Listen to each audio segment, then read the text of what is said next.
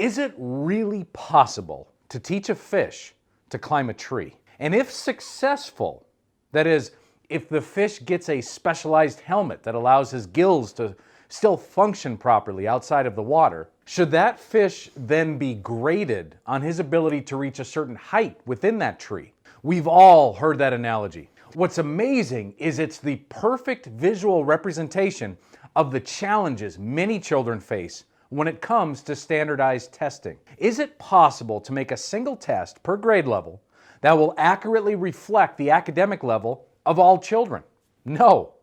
No, it is not. Even with all the accommodations in the world, some underlying challenges simply prohibit some children's ability to effectively take tests. The fact is that there are many reasons why this practice doesn't work within our school system. Today, we cover the top 4. Welcome to this episode of Special Education Decoded. In order to fully understand the dangers specialized tests pose within our school system, we must first define what a standardized test even is. According to Wikipedia, a standardized test is a test that is administered and scored in a consistent or standard manner. Standardized tests are designed in such a way that the questions, conditions for administering, scoring procedures, and interpretations are consistent and are administered and scored in a predetermined standard manner. In other words, the idea is to accurately determine where a child is academically by comparing the results to thousands of other children throughout the country. The only problem? It doesn't really work that way. Over the years, I have interviewed hundreds of special educators in our ongoing quest to locate the best online tutors within the United States. One question I ask during the process is, what are 3 things you would change as it relates to education?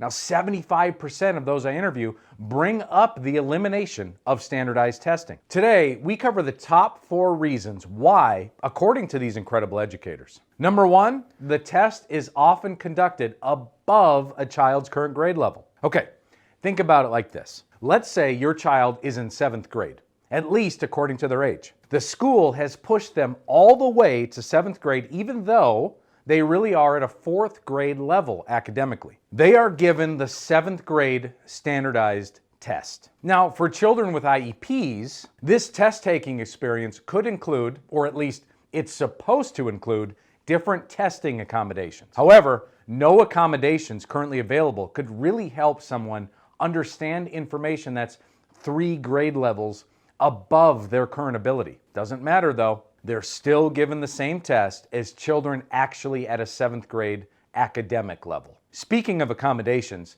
let's go on to number 2 on our list. Testing accommodations provided during a standardized test. Testing accommodations are very common within IEPs. I've done an entire video explaining what testing accommodations can include. However, there's one massive challenge that is prevalent in our country. That is the under-resourced classroom. I can totally hear what you're thinking right now. Okay, Luke, what do resources have to do with accommodations? Well, with most classrooms being overpopulated and understaffed, the likelihood of all accommodations being followed during every single standardized test is close to 0. Now, this isn't a knock on teachers. This is simply the reality. What accommodations exist for test taking? Well, there are things like reading the test aloud to the child, or frequent breaks, or even taking the test in a separate room. Number 3 on our list of the dangers related to standardized testing is for children who have comprehension challenges. For us, as high as 80% of the children we have the opportunity to work with struggle from some form of a comprehension challenge. That's why parents seek our help. Challenges in comprehension lead to the inability to remember what was read by a child, or even the information that was read to them. From the time a child hears or reads something to the time they're asked to remember and regurgitate that information back out onto a test, it's often jumbled up in their minds or just lost altogether. In these cases, there's work that needs to be done on the foundational aspects of reading.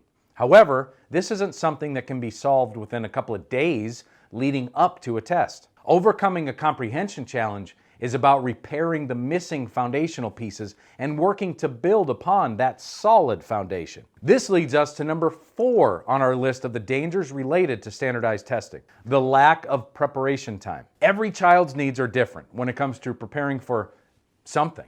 That's true regarding tests as well.